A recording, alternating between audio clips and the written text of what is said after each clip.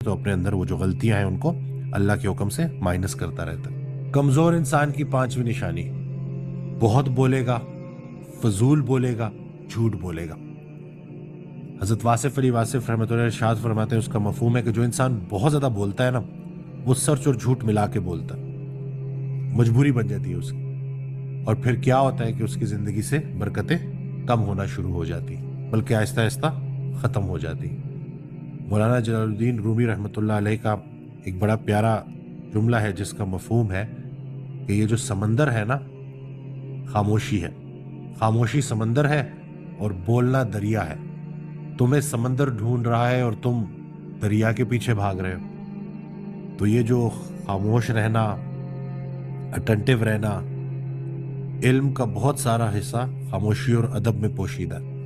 तो जो इंसान बहुत बोलता है, फजूल बोलता है, झूठ बोलता है, वो फिर कुछ नहीं सीख सकता। इल्म है ही ला इल्म का नाम। तो अगर एक इंसान बहुत बोलता है तो इसका मतलब है बड़ा कमजोर इंसान है और वो ज्यादा सीख नहीं पाएगा। तो बोलना अच्छी बात है, लेकिन बोलना जिस्म का अमल है, नफ्स का अमल है, खामोशी रूह का अमल है। तो ये खामोशी बड़ी ज़रूरी है और इसको अगर हम समझ लेना तो हम बड़ा कुछ सीख सकते हैं और उसके ऊपर बड़े अच्छे तरीके से गौर व फिक्र करके अमल भी कर सकते हैं अल्लाह के हुक्म से। तो आज की वीडियो से आपको पता चल गया कि कमज़ोर कौन है और ताकतवर कौन है। बस यही कमज़ोरियाँ निकाल दी जाए तो बातनी ताकत मिल जाएगी। हज़रत वासिफ अली वासिफ रहमतुल्लाह अलैह से किसी ने पूछा कि बातनी ताकत, बातनी कुव्वत क्या होती है? एक तो ज़ाहिरी कुव्वत है ना, एक बातनी कुव्वत।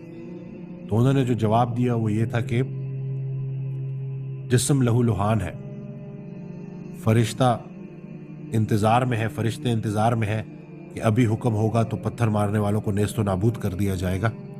लेकिन रसूलुल्लाह सल्लल्लाहु अलैहि वसल्लम के अल्फाज जिनका मफहूम कि ये ना सही इनके आने वाली नस्ल में से सही, वो तो ईमान लाएंगे ना। तो बातनी कुव्वत ये है कि कुव्वत रखते हुए कुव्वत का इस्तेमाल न किया जाए। आपको पता है कि